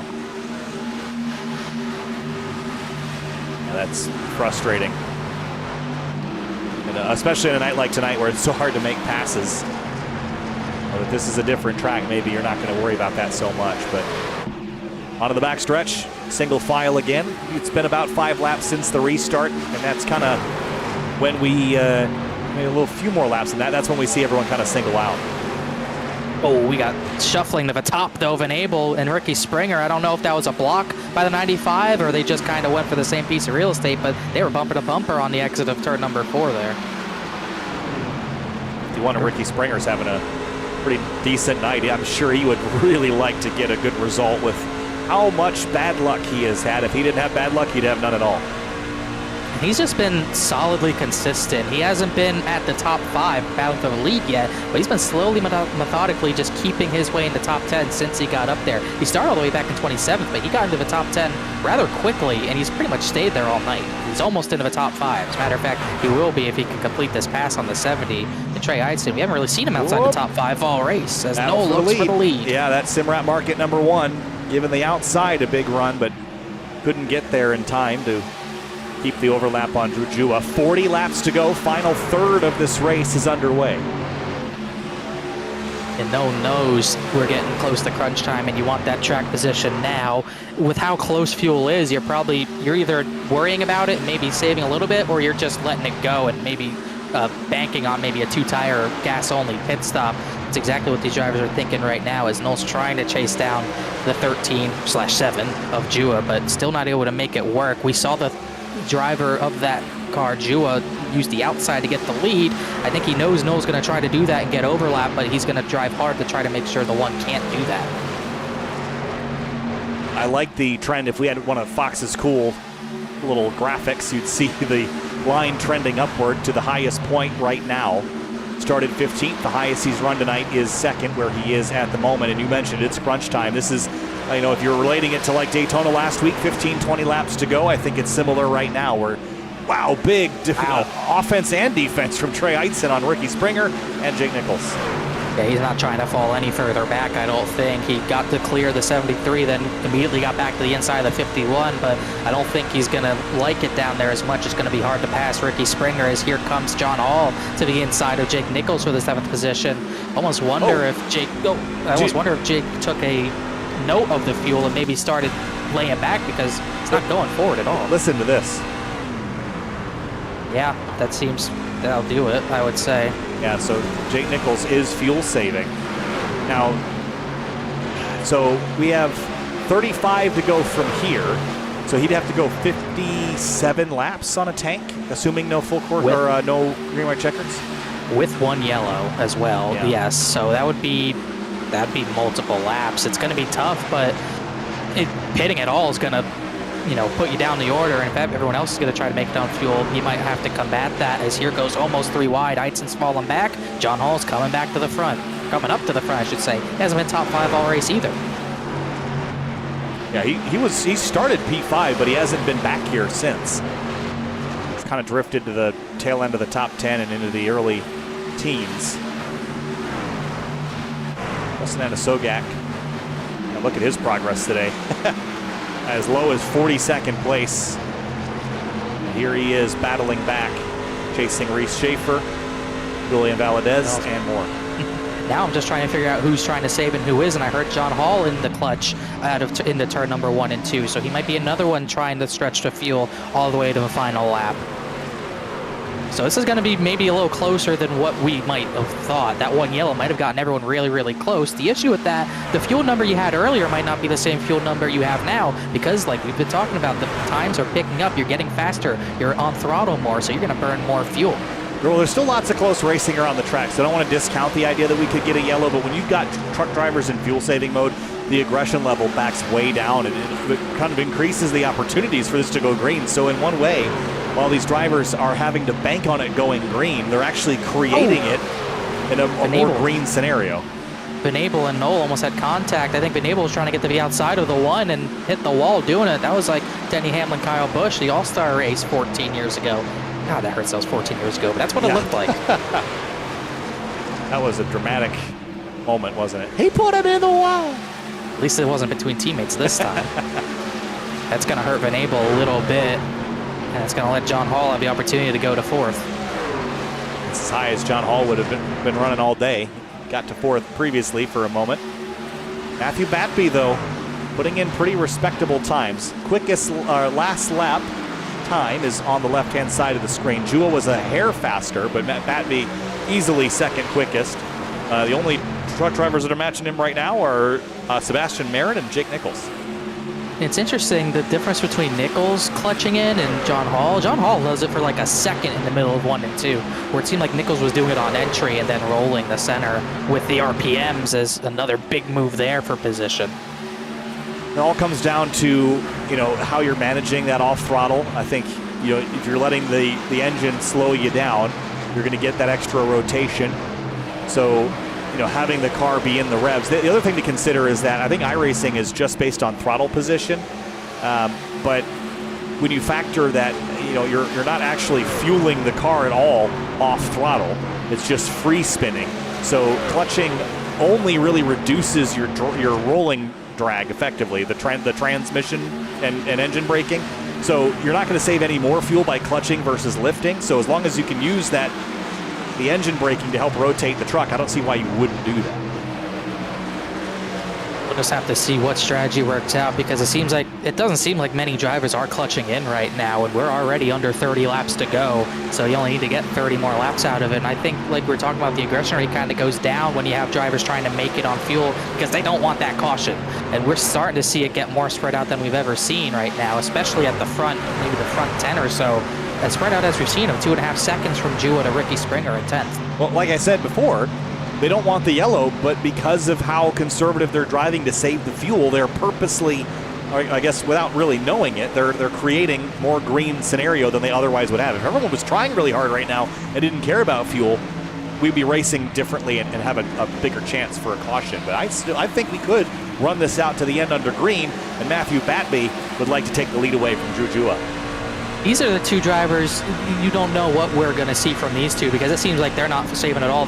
As I say that, the 13 kind of just let him go there. So I think being the leader is probably not the best place to be here because you're setting the pace and everyone else could just follow you and probably save fuel. So I think Jua might just want to follow him in and maybe save fuel on his own. But I can't imagine these two are the best on fuel being at the front. I think second's the best place to be because you can kind of just follow the leader and probably lift a little earlier than the leader's doing and just save a little bit more. Yeah, I think if we get a caution right now, though, I want tires. That's only going to be true for another 10 or 15 laps, and then I'm going to be committing to staying out. One person strategy that I know he's saving fuel. Seth Knoll was battling for the lead in second. He's dropped all the way back to 7th, and he's clutching hard as well. So a lot of drivers are trying to make this work big time. This all 5 positions and a lot of time to go along with it. All turns on its head if we get a yellow flag, but if we go green, this could be the winning strategy. Now, Batby might be leaning on the idea that they could get a yellow, but again, if we don't get one and get within the last 10, 15 laps where you know you're not going to pit because it'd be really silly to pit when you're leading the field with 10 laps to go, then what? You haven't saved any fuel in theory, so you're kind of between a rock and a hard place at that point. That's exactly what they're not hoping for at this point. But it definitely looks like you got some drivers going for it, some drivers not. By the way, quick note from Jacob Bell. The top 5 right now, Matthew Batby, Drew Jua, John Hall, Sebastian Marin, Michael Van Abel. Only one driver in those top 5 has won a race. That's John Hall. Everyone else has not won a truck race. Also, throw Jake Nichols, Seth Knoll in there. They haven't won a truck race either. Neither has Trey Eitzen. And obviously, Beckner has. I don't think Schaefer has either. John Hall driving by Drew Jua for second. They're about 4/10 back from Matthew Batby. Well, I wonder if Batby's kind of giving a false rabbit right now. If he's actually the truck to beat because he is saving some, or if he is just running the tank out of fuel and hoping for a yellow flag. And we'll just have to see what he does if the 03 gets there. I do see someone on the lead lap pitting. I think it's the 6 of Kyle Bartles, and he was in the 16th position, so it's not like he was at the very back. So this is an interesting move, trying to maybe draw some people in, or maybe he just knew he wasn't going to make that fuel number work. Yeah. That's interesting, especially just over 20 to go. This is not a track like Darlington where I like the idea of having an extra pit stop. I don't think that the fall off is significant enough. It's about second and a half, roughly. But at Darlington, you'll see 3, 4, 5 seconds of fall off, and then you can make that extra pit stop work for you. Here at Texas, I don't think that you want to do that. If you have any chance at all of making the end on fuel, you should try. Yeah, and I think majority of people are going to try to make this work, and they'll probably finish out of fuel. So if he really couldn't make it, then it is what it is. But if that's a pure strategy call, I don't really agree with it because he's going to be a lap down now. And the fall off right now on this run, John Hall's fastest lap this run was a 30.2. He's 1.6 seconds off that. He'll gain, probably get his lap back, but I don't know if he'll get back to 16th as here goes Jua falling back again. I think he's went into conserve mode. Michael Venable on the outside in the 95. Yeah, Venable, another one I need to learn how to pronounce. He's another one going to the front, and it definitely seems like Jua was leading that entire time and realized that the number was not working out for him. Yeah, but I think the Jake Nichols strategy of saving a little bit for longer is better than saving a lot for a little bit. We've seen that be true time and time again. Next time by, 20 laps to go, which is only 11 minutes, and Jake Nichols is deep in the clutch down in turn 1. So that tells me that even with the saving he's done, there's still work to do. Definitely seems like it, and he's having to save as well. Seth Knoll must have to save a lot more than him because he's dropped back even further to 8th. He's really had to slow the pace down, as has so many other drivers inside the top 10. So at this point, looking at the way that the field is racing, and as a driver, you can't see all this. This is why having some teammates is helpful. I don't see conditions that would lead us to a yellow flag. So in my mind, I'm committing now to trying to make it to the end on fuel. If I'm Matthew Batby and I put myself in a big hole, there's still time to save it if you start now. If you wait any longer, you're in a deep hole. Jua got so sideways off the 2. I thought he was spinning, but he didn't make it work as we're seeing John Hall go back to that high line. Definitely trying to get the lead away. He may still be saving, but definitely also trying to push at the same time, which is a hard balance to have under 20 to go and trying to save fuel to the end of the race. But you can see how big of a run he has had. As you can see, the stint laps on the left side of the screen. I believe Garrett Grant topped off on fuel. He's in about the 19th position. So he might be one of the highest up drivers that we know can certainly make it. As a matter of fact, no, it's Pacey Wygen. He's gotten up to 14th. We're pretty confident he can make it on fuel, as can Brandon Bowie, but they're a little further back than they'd want to be. Yeah, they're 5 seconds back from the race leader. I wouldn't consider that to be all that much, to be honest, because they had pit under the previous yellow. Oh, is there a spin on pit entry? Sorry, I thought I saw someone sideways on pit entry. So that's Shara Jr. in the 17th. Yeah, you were right. He did spin, although it was already... Well, he was sideways coming out of 4. I think that was his exit to get out of the leader's way. And, well, he did just that, didn't he? That sure did. Almost took out Biden's pit crew in the process, but they haven't been out there for a while. He's 41 laps down. But like you were saying, it is all right that the 00 is not too far back, because if these drivers have to go into a heavy save, then he can gain a lot more positions, maybe get a top 10 out of this. So he's definitely in the best position out of all those drivers who topped off, and he can maybe charge at the front if these drivers got to go a little harder. But you are starting to see those top 6 or so get away from everyone else. Seth Knoll has really dropped off Jake Nichols. Yeah, I'd have to imagine, though, that there's at least a couple of trucks in the top 10 that have saved enough fuel, and most of them are sub 32-second laps right now, and looks like Wygen's still in the low 32s. Here goes John Hall for the race lead. Got a big run off of turn number 4. He's on the outside. John Hall looking for it. 31.896. That's a pretty quick lap. He's going to drive around the outside of Matthew Batby. And with 16 laps to go, John Hall is your new race leader. And we'll see how hard he wants to save or if he wants to pull away at doing this. Like I said, he was doing really weird clutch and coasts in the middle of the corner 1 and 2, and he was only doing it for like 1 second, a split second. So I'm wondering if he's going to do this to try to control the pace or if he's just going to try to pull away. And we'll see if that forces the hand of someone like Jake Nichols to try to push now. 4 drivers in the top 5 that have never won an area race, and the only one that has is leading right now. 3 wide out of turn 2. Weishart just pit. Venable and Jua going back and forth a little bit here. Weishart has had a tough night. Was involved in that first wreck on lap 5. He is 15 laps down, but he's gained 8 spots since that crash, so it might have been worth it at the end of the day. I don't know if Batby has the pace right now, but that 32 Sebastian Mayer, and I believe he spun in one of the crashes earlier, but he's back to third, and he's looking for second. He was one of the drivers that got caught with the pit lane speeding penalty earlier, so he had to drive all the way back through the field from 38th. I don't know that he was involved in a wreck, but he definitely had the pit lane speeding violation. Here he is, P3, and there's the 33 on the bottom with fresh tires driving by.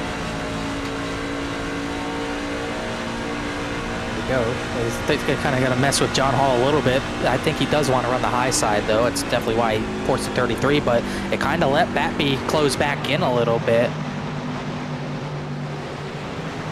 We're getting down to crunch time here. If you haven't saved, you're going to be looking at your black box right now going, uh-oh. We have not planned sufficiently for this. And there are some drivers that know exactly what they're doing. I would like to note that 3 of the fastest drivers in the top 10 are Drew Jua, Jake Nichols, and Seth Knoll. And it was actually Seth Knoll that was just a hair quicker than Nichols the prior lap. At that time, it was Nichols in the 73 that was quicker than everybody ahead of him. But he's 1.5 back from the race lead. Yeah, that's the issue. If you think you can go, you got to go now, but you're out of laps right now. If everyone's going to start pushing near the end because they think they're good on fuel, it's going to be tough to gain a second and a half in a short amount of time. For Seth Knoll, he's got 3 seconds to go. Almost certainly won't be able to get to the lead doing that unless the guys up the front are just that short somehow, which I highly doubt. Well, he's within striking distance where if these trucks, any of them run out even for a minute, or they sputter on the backstretch. We had a crash down the back a little bit. Didn't bring out the yellow. Jonathan Evans got put in the inside wall, then has a decent amount of left side damage. It didn't spin 90 to the track surface, but he was on the inside of, Lakatos turned left there on exit and got the 9 crossed up. A lot of these drivers are fortunate that wasn't a yellow. He was pretty far along sideways, but not the same luck he had last week. No, certainly not. He's running down in 27th. Racing giveth and racing taketh away, huh? That's how it works. That's how funny racing can be. As John Hall's opened up that lead, Sebastian Marin has gotten into second. Bappy's starting to really fall back. He might have to do some more saving. All that time in the lead might have hurt him. And that driver who pit, Kyle Bartels, is finally coming to get his lap back. Yeah, again, I don't think that the strategy for Bartels was really out of a desire to try an overcut. Or an extra pit stop. Again, I think you saved that for Darlington or another track with a ton more fall off than this place. But he felt like he needed to, and a lap down in P30 right now. He'd also like a yellow flag just to reset. Once he gets back lead lap, because that might force everyone to pit, and maybe he could cycle to the front if that works out that way. So it's trying to get stacked up behind Venable for 4th.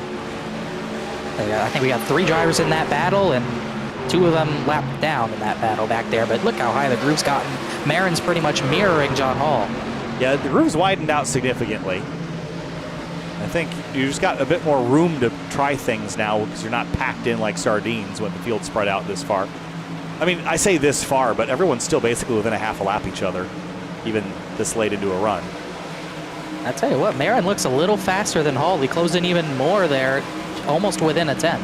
As this battle 3 wide, I don't even know if any of this is for position between the lap trucks. You got Miller in there and the 20 of Swan in there. And you got Peach in, and this is getting tight. Oh, sideways, 13 sideways, saved it though. Yeah, Drew has just got trucks everywhere.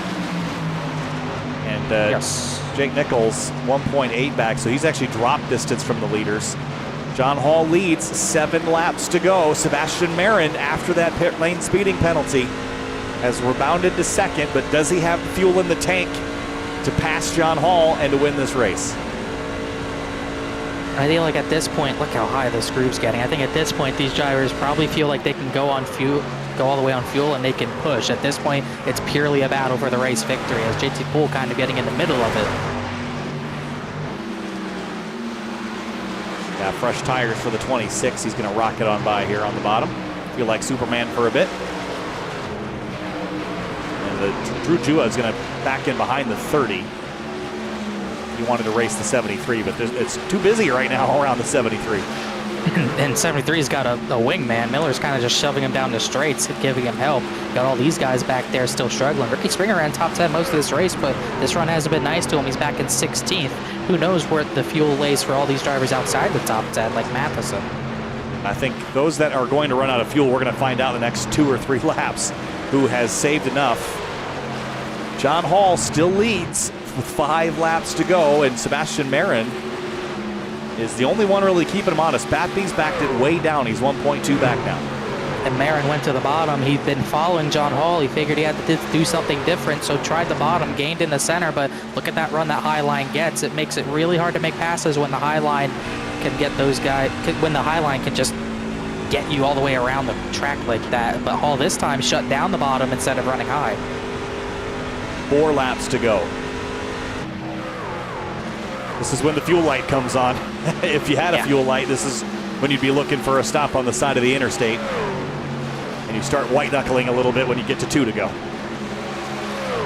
But you're going to get the 3 to go still pretty well under power. Last time by, Hall and Marin almost identical laps. That time Marin once again went back to the bottom in 3 and 4 and once again had identical laps, but that 0-3 still pulling out to a bigger lead by a few hundredths per lap. It seems like none of those drivers want to push the top side in 1 and 2.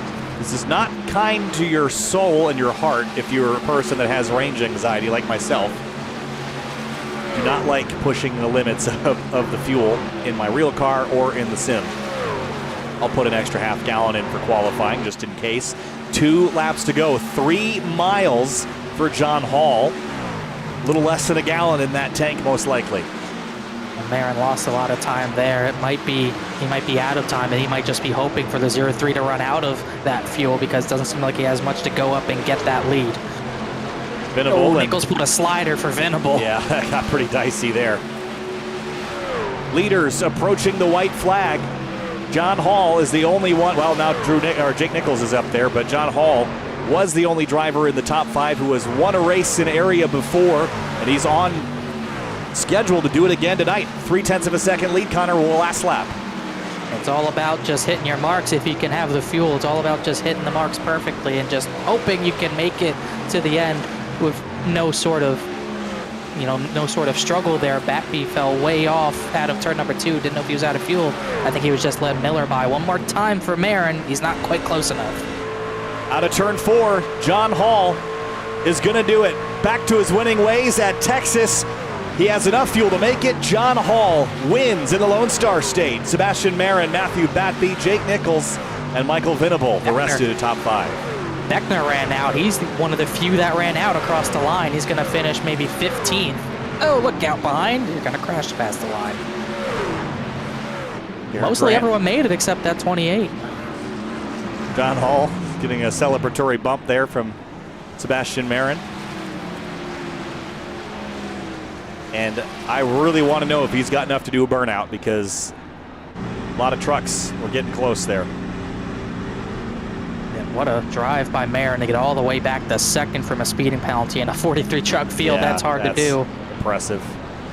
Just wasn't quite enough. We'll see how much of a burnout he can do. He's got enough to get it rolling. I think he's sputtering. Yeah, I think it's sputtering too. Yeah. Yep. Might have had one more lap in it. Oh man, what a drive for John Hall. Just enough to get a little smoke for the race fans. That was an impressive drive. Here's a look at your race results. And the last 58 laps of that, or 50-ish laps of that, pretty green.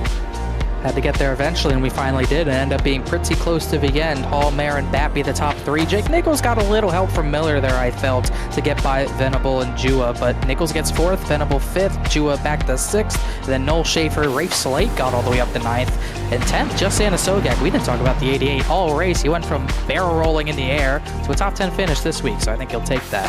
Yeah, no Toyotas in the top 10 in this race, and only 2 in the top 20. Trey Eidson and Brandon Bowie. The 54 had a much better run in the first half of the race than the second. Same could be said about Ricky Springer, Jake Matheson as well in that number 52. His pit lane speeding violation never really allowed him to get back to the front. Lucas Strayer, we didn't mention a lot, but a top 20 for him. Yeah, there's Travis Beckner, P15. Not a bad recovery, all things considered, with that big crash on lap 5. And he did run out of fuel. It could have been maybe 12th, but he did lose about 3 spots running out of fuel. And like I said, he might have been the only one that ran out of fuel. Julian Valadez, Hallman, Caps, Lakatis, and Brad Slaughter Jr., he had a rough night, finishing 25th, and Jonathan Evans could not back up the Daytona victory. He was in that crash that didn't bring out a yellow with a bump from the 50. Mason Kane didn't really have a lot of luck today either. And then Kyle Bartels, he was the only driver on the lead lap to pit late, and he went from 16th to 28th doing it. Then Spencer Burns, Ryan Swan, one of the last drivers on the lead lap.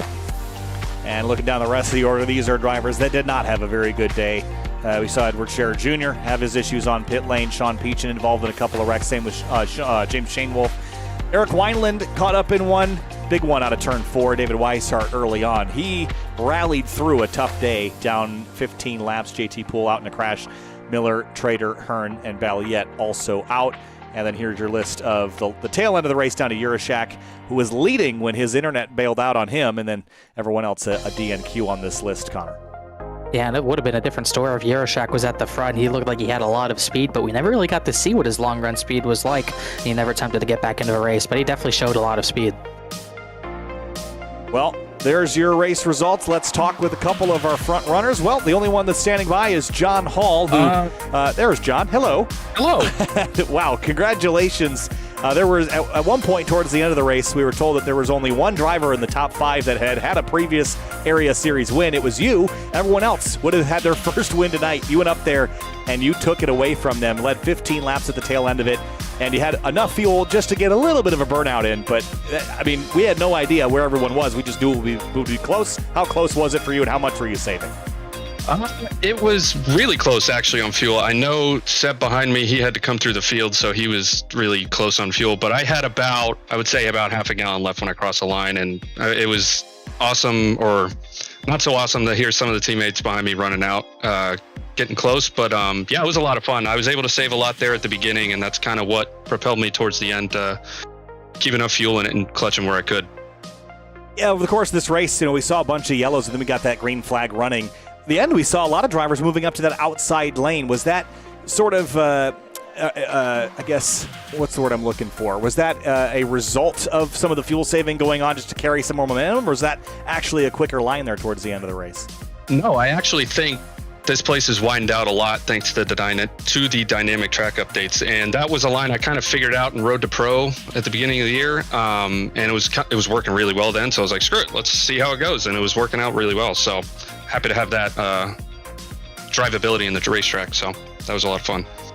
Well, that was a fun race to watch you compete in, and of course, back to victory lane, and gives you a playoff slot as well. So congratulations, John, and we'll see you next week at Pocono. Absolutely. Thanks, Kyle. I just want to thank Celsius for being on the truck this week, and everybody at the Miller Racing Boys for keeping us up close to the front. So thanks, guys. See you next week. Thanks, John. Well, Sebastian Marin was second place tonight in the number 32, and wasn't without some struggles tonight, Sebastian. Pit lane speeding penalty dropped you to the tail of the field, and you drove through basically everybody to finish in second, and might have had a shot to win there. What'd you need to beat that 0-3? To be honest, probably just take care a bit more of the right front. I think I just hurt it a little bit too much early in the run, because I knew he was going to be one of the, if not him and Babby were going to be the people to beat.